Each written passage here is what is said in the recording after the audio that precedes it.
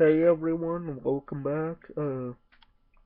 I'm finally getting around to reviewing this series, and I am really happy about reviewing these because this series is what got me into horror movies. To start it all off, Friday the 13th, the Uncut Edition. Now, why they call this the Uncut, I have no clue. I guess, yeah, there's a few moments of extra gore, but that's about it. Uh, Pretty much, everybody's talked about this film already, so I would give my 2 cents on it. It's about, pretty much what all the Friday the 13th are about, uh, except for this one has one difference, and it's what launched the franchise. Friday the 13th is about these camp counselors, they pretty much somebody decides to reopen the camp of Camp Crystal Lake, and you don't see any kids in this movies, but you do see a lot of adults and everything. And this is Kevin Bacon's first role in a movie, so that's kind of cool. I'm alright with Kevin Bacon. Uh, You've also got Adrienne King, who is a wonderful actress, and I heard she's incredibly nice in person. Uh, and anyways, camp counselors are just doing what camp counselors do, but there's a killer amongst them, and it's a mystery, but everybody knows who it is by the end of the film. I all my friends love the films, but they wouldn't put it as their favorite franchise in horror movies. But in my opinion, I think it's probably uh, my first favorite horror series. Um, and Nightmare on Elm Street goes right behind that. Anyways, uh, to make the long story short, a bunch of the camp counselors getting picked off one by one, and the camp owner, at least I think it's the camp owner, I can't quite remember. Uh, but anyways, uh, the camp owner decides, you know what? It's about time we open up this camp again. And so he does, like an idiot, ends up opening it up again. And there's this one character. I love this character, Crazy Ralph. Uh, he's always going like, "It's a death curse. You're all doomed, all doomed." And I like that. Like he's giving a warning, stay away from the camp. And he keeps on saying it's a death curse, which, in all honesty, it is. My favorite death, probably either the killer's death, which right now I'm gonna say it, Jason's mom. Uh, she ends up killing people in some pretty brutal ways, which my favorite death is either Mrs. Voorhees or the one girl. She gets an axe right in the head, and I think that's a pretty cool, gory effect. Much appreciation goes out to Tom Savini, who did the makeup effects and special effects. Tom Savini, going off topic right now, Tom Savini is probably my favorite special effects artist. But from what I'm told, he's not a really nice person in real life.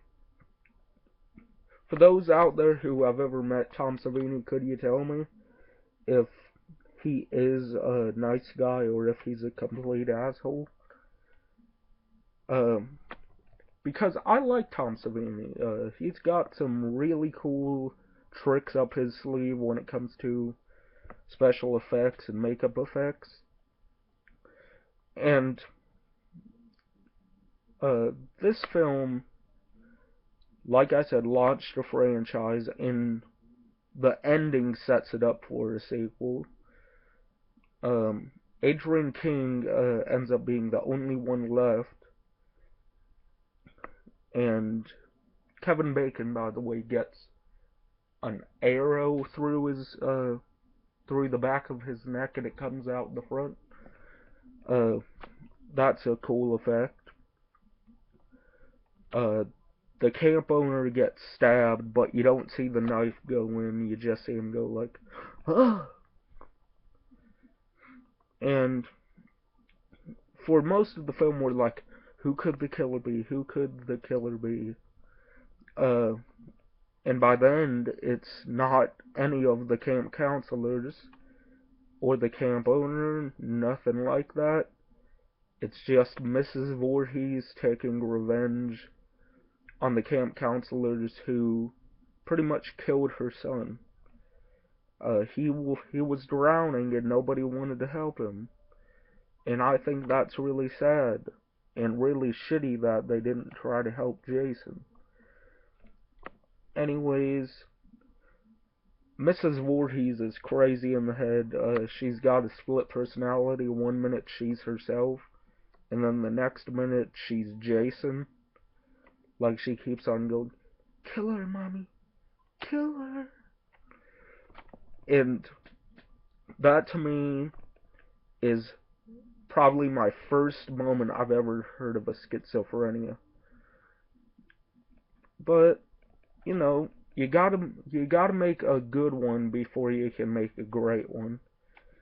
And Adrian King ends up being the only one left by the end of the film. And she decides, okay, I'm going away from this camp. There's a killer on the loose and I don't want him to get me. But she ends up becoming sort of a heroine. Or heroine. Anyways, the film to me, some people said this movie bombed, but I don't believe that. I think it went through a lot of theaters and everybody went to see it. Like, they're like, oh my god, a new horror series coming out. And it's got a woman as a killer. Which, Sleepaway Camp did that too. I do like the Sleepaway Camp movies. They remind me of Friday the 13th. And by the end of the film, she slices off Mrs. Voorhees' head in a terrific fashion. Like the head ends up going into the air and then just drops. And that's the kind of kills I like.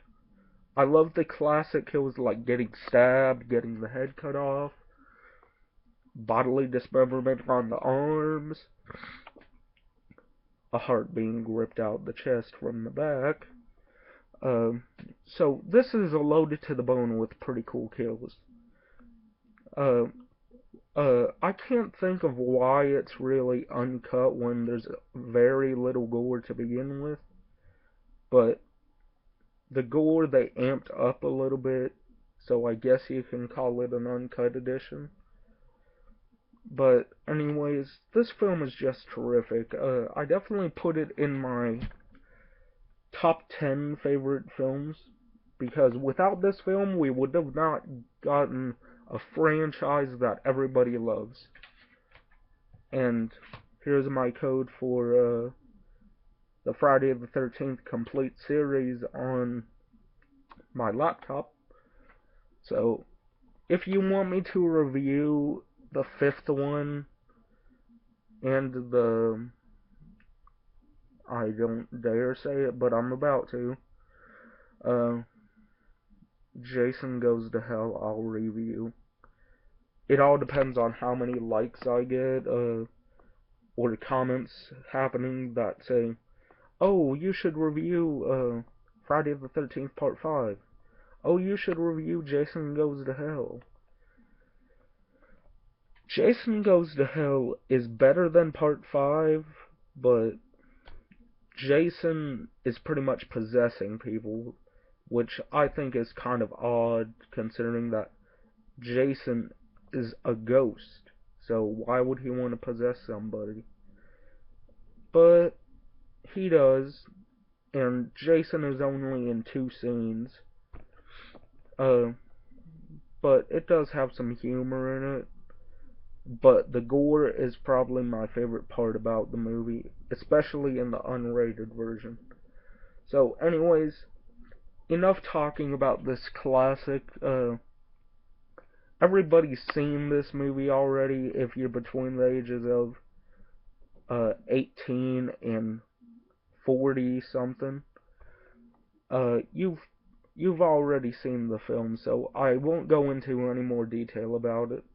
But Betsy Palmer did a great job playing Mrs. Voorhees, and I don't know why people don't like the first one. Not a whole lot of people, but there's some people out there who don't like the first one, and I'm like, what the fuck? If it wasn't for Mrs. Voorhees, Jason wouldn't be coming back for revenge in the first place. In the last shot, well, before the last shot, Adrian King is on a boat, happy as can be because the killer is finally gone. Then, boom! An extra surprise comes out, and we get to see Jason pretty much strangle her and pull her underwater, but the cops get to her in time, and she asks, "Oh, what happened to the boy? Is he dead too?" And the police officer says, "Well, ma'am, we didn't find any boy." And Adrian King responds, "Then he's still there, still there." And it repeats that for a couple seconds. And then the movie ends. So we got a sequel bait ending, and we got the introduction of Jason Voorhees in the second one. We get a little introduction to him in the first one too, but everyone who's never seen the Friday the 13th or the original 80s slashers,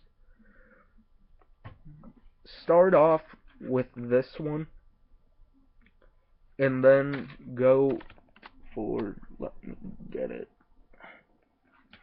then move on to this one. I love Jason's look in this movie. Friday the 13th Part 2, I think it's a cool look for Jason. And I'm talking about without his mask on. I think that's a really cool makeup effect, special effects, whatever you want to say. But it is what it is. It's a lot better than the CGI bullshit that they're shoving down our throats every second in today's movies. Oh my god, we can't do special makeup effects and prosthetics, nothing like that. We've got to make sure it's CGI. And I'm like, I don't want to see CGI. I want to see practical effects. Hatchet had practical effects.